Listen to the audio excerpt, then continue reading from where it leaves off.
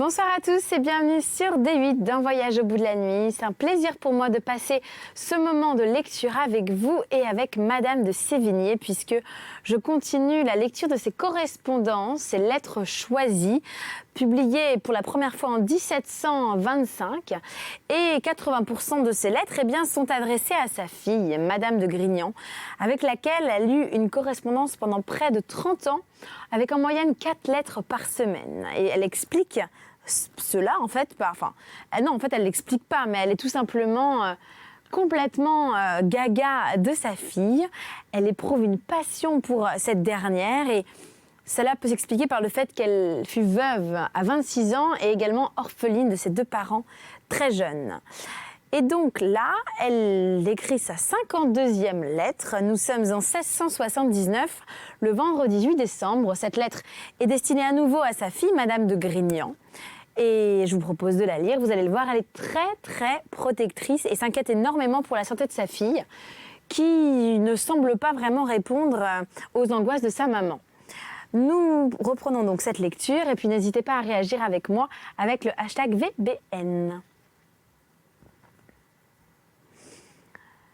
C'est une chose rude, ma bonne, que d'être fort loin des personnes que l'on aime beaucoup. Il est impossible, quelle résolution que l'on fasse, de n'être pas un peu alarmé des désordres de la poste. Je n'eus point de vos lettres avant-hier. Pour dimanche, je m'en étonne pas car j'avais eu le courrier, j'envoyais chez messieurs de Grignan, ils n'en avaient point non plus. J'y allai le lendemain, qui était donc hier.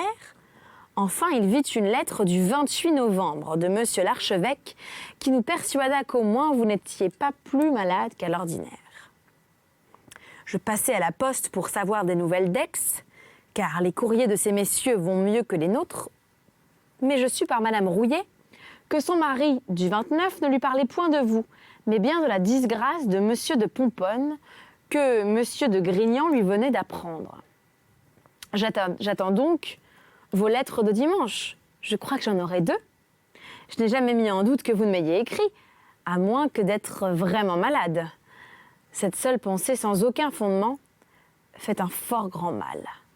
C'est une suite de votre délicate santé, car quand vous vous portiez bien, je supportais sans horreur les extravagances de la poste.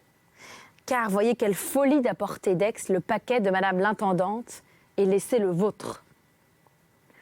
Beaulieu a reçu une lettre de Lyon, d'Autrement, du 30e. Il y est seul et va s'embarquer. Cette pauvre madame d'Opel est demeurée par les chemins. Son fils malade à Cosne et sa fille à Roanne. Tout est semé de son train. Quel embarras, je la plains. Elle donnait de l'argent à dépenser à ses gens. Ainsi, les 10 écus que nous pensions inutiles à ce garçon lui auront été bons. Il est un peu rude sur la dépense. Il ne parlait pas de moins que d'un écu par jour par les chemins. Nous nous moquâmes de lui. Nous croyions que si vous lui donnez 25 ou 30 sols, à cause de sa maladie qui le rend délicat, c'est le bout du monde. Nous vous compterons sa garde, ses bouillons. Mais depuis notre retour de Livry, qui était pêle-mêle avec nos gens assurément, vous n'en entendrez pas parler. Vous ne payez que trop bien vos autres. Je travaille à voir clair à ce que je vous dois de reste. Nous ferons repartir Saint-Laurent le plus tôt que nous pourrons. Nous saurons demain le jour au retour de l'abbé de Grignan qui a fait encore un second voyage à Saint-Germain, de ces voyages qui me donnent tant de peine.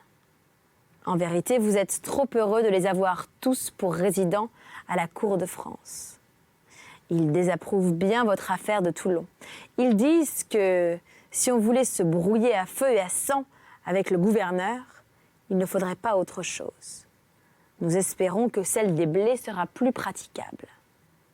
Je vous écrivis mercredi une très longue lettre. Si on vous la perd, vous ne comprendrez rien à celle-ci. Par exemple, on verra la jeune princesse de Guéménée aujourd'hui en parade à l'hôtel de Guéménée. Vous ne sauriez ce que je veux dire.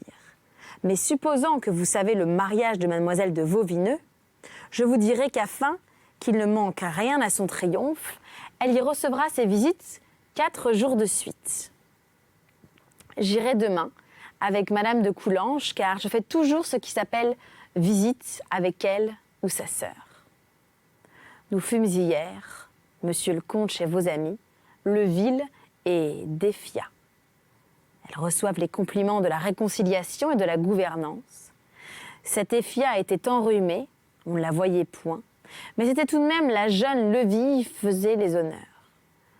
Je leur fis vos compliments, par avance, et les vôtres aussi, ma très chère. On est bien étonné que, c'est fort bien, la maréchale de Clérambault aura son paquet à Poitiers où elle avait reçu l'ordre de venir au Palais Royal. Voilà le monde. Ne vous ai-je pas mandé les prospérités de Madame de Grancey? Et comme elle revient accablée de présents, elle eût embrasé l'Espagne, si comme on disait, elle y avait passé l'hiver. Elle a mandé que l'âme prenante de Madame de Fienne avait passé heureusement dans son corps, qu'elle prenait à toutes mains. On attend à la cour le courrier de Bavière avec impatience. On compte les moments. Cela me fait souvenir de l'autre qui a comblé la mesure des mauvais offices qu'on rendait à notre pauvre ami. Sans cette dernière chose, il se fût encore remis dans les arçons. Mais Dieu ne voulait pas que cela fût autrement. Je vous ai mandé, comme j'avais envoyé tous les gros paquets à Pomponne, avec celui de Madame de Vin, on renvoya à Saint-Germain ce qu'il fallait y envoyer. J'ai quelque impatience de savoir comme se porte et comporte la pauvre petite d'Adhémar. Je m'en vais lui écrire, tout résolument. Depuis que je me mets à différer, il n'y a plus de fin. Ma chère bonne, que vous dirai-je encore? Il me semble qu'il n'y a point de nouvelles. On saura les officiers de Madame la Dauphine quand ce courrier sera revenu. J'ai bien envie de savoir comme vous m'aurez soutenu ce tourbillon d'Aix. Il est horrible, je m'en souviens. C'était une de mes raisons de craindre pour votre santé. Toutes ces allées et venues sont des affaires pour vous présentement qui n'en étaient pas autrefois. Le chevalier de Bruce est ici. Il me dit tant que vous vous portez parfaitement bien, que vous êtes plus belle que jamais, que vous êtes si gai, c'est trop, monsieur le chevalier. Un peu moins d'exagération, plus de vraisemblance, plus de détails, plus d'attention m'aurait fait plus de bien. Il y a des yeux qui voient tout, et ceux qui ne voient rien m'impatientent. Je dis 1000 fois que l'on se porte toujours à merveille pour eux qui ne s'en soucient guère. Saint-Laurent me parle encore de l'excès de votre santé. Et mon Dieu, une petite lettre de Montgobert qui regarde et qui connaît me fait plus de plaisir que toutes ces grandes perfections. Madame de Coulanges causa l'autre jour 1 heure avec Fagon chez Madame de Maintenon. Ils parlèrent de vous. Il dit que votre grand régime devait être dans les aliments, que c'était un remède, que la nourriture, que c'était le seul qui le soutint, que cela adoucissait le sang, réparait les dissipations, rafraîchissait la poitrine, redonnait des forces, et que quand on croit n'avoir pas digéré après 8 ou 9 heures, on se trompait, que c'était des vents qui prenaient la place et que si l'on mettait un potage ou quelque chose de chaud sur ce que l'on croit son dîner, on ne le sentirait plus et l'on se porterait bien mieux que c'était une de vos grandes erreurs. Madame de Coulanges écouta et retint tout ce discours et voulut vous le mander. Je m'en suis chargée et vous conjure, ma très bonne, d'y faire quelques réflexions et d'essayer, s'il dit vrai, et de mettre la conduite de votre santé devant tout ce que vous appelez des devoirs. Croyez que c'est votre seule et importante affaire. Si la pauvre Madame Lafayette n'en usait ainsi, elle serait morte il y a longtemps. Et c'est par ces pensées que Dieu lui donne qu'elle soutient sa triste vie, car en vérité, elle est accablée de 1000 maux différents. Je reçois dans ce moment, ma très chère, votre parquet du 29, par un chemin détourné. Voilà tout le commencement de ma lettre, entièrement ridicule et inutile. Voilà donc ce cher paquet, le voilà. Vous avez très bien fait, ma bonne, de le déguiser, de le dépayser un peu. Je ne suis point du tout surprise de votre surprise ni de votre douleur. J'en ai senti et j'en sens encore tous les jours. Vous m'en parlerez longtemps avant que je vous trouve trop pleine de cette nouvelle. Elle ne sera pas sitôt oubliée de beaucoup de gens, car pour le torrent, il va, comme votre Durance quand elle est endiablée, mais elle n'entraîne pas tout avec elle. Vos réflexions sont si tendres, si justes, si sages et si bonnes qu'elles mériteraient d'être admirées de quelqu'un qui valut mieux que moi. Vous avez raison. La dernière faute n'a point fait tout le mal, mais elle a fait résoudre ce qui ne l'était pas encore. Un certain homme avait donné de grands coups depuis 1 an, espérant tout réunir, mais on bat les buissons et les autres prennent les oiseaux, de sorte que l'affliction n'a pas été médiocre et a troublé entièrement la joie intérieure de la fête. M'entendez-vous bien? Car vous n'aurez votre courrier de 10 ans. Il vaut autant mourir. C'est donc un mât qui a été donné lorsqu'on croyait avoir le plus beau jeu du monde et rassembler toutes ces pièces ensemble. Il est donc vrai que c'est la dernière goutte d'eau qui a fait répandre le verre, ce qui nous fait chasser notre portier quand il ne nous donne pas un billet, que nous attendons avec impatience, a fait tomber du haut de la tour et on s'est bien servi de l'occasion. Personne ne croit que le nom y ait une part. Peut-être aussi qu'il y a entré pour sa vade. Un homme me disait l'autre jour, c'est un crime que sa signature. Et je dis oui, c'est un crime pour eux de signer et de ne signer pas. Je n'ai rien entendu de cet écrit insolent dont vous me parlez. Je crois qu'on ne se défie point de la discrétion de ceux qui savent les secrets. Rien n'est égal à leur sagesse, à leur vertu, à leur résignation, à leur courage. Je crois que dans la solitude où ils sont encore pour quelques jours, il communiquera toutes ses perfections à toute sa famille. J'y ai fait tenir votre paquet à la belle-sœur en envoyant les paquets comme je vous l'ai mandé. Je m'en vais encore y envoyer ce que je viens de recevoir.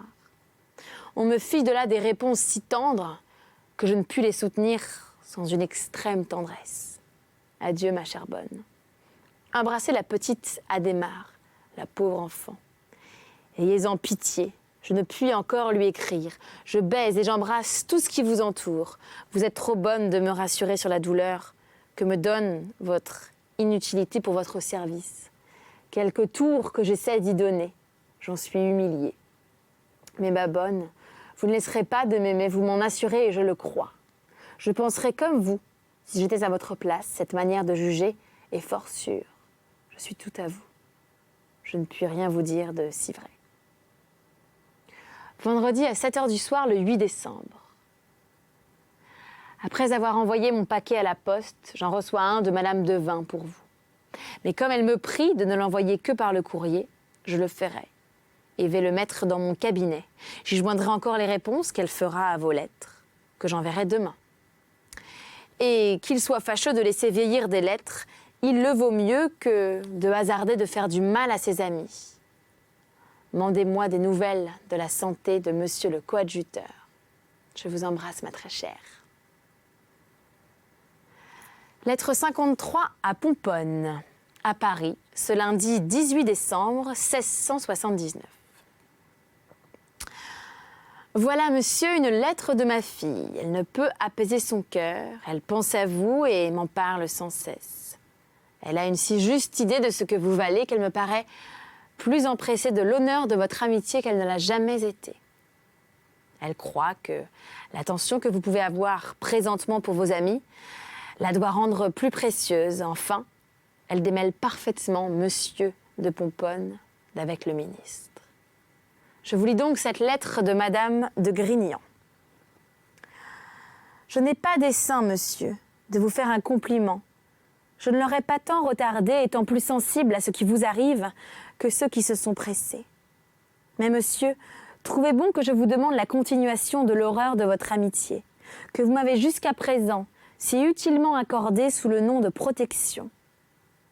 Comme il n'était pas nécessaire d'avoir un grand mérite pour obliger une âme comme la vôtre à faire les grâces dont la fortune vous rendait dispensateur, et qu'il faut une égalité de mérite que je n'ai pas pour être digne du commerce de votre amitié, je m'adresse encore à votre bonté pour l'obtenir. Je vous supplie de croire, monsieur, que de tous les biens que j'en ai reçus, celui que je demande me paraît le plus honorable et le plus précieux, avec le sentiment que je trouve pour vous. Monsieur, il m'est difficile de vous plaindre. Il me semble que vous auriez beaucoup perdu si vous aviez cessé d'être monsieur de Pomponne. Quand vous avez eu d'autres dignités, mais de quelle perte ne doit-on pas se consoler quand on est assuré d'être toujours l'homme du monde dont les vertus et le singulier mérite se font le plus aimer et respecter. La comtesse de Grignan.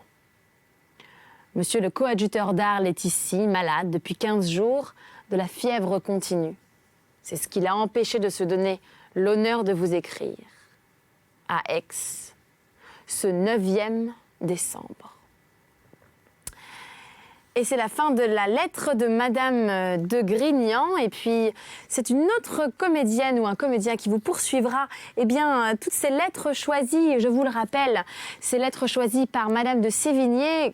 Je dirais que 80% de ces lettres sont adressées à sa fille, Madame de Grignan, avec laquelle elle avait une relation passionnelle.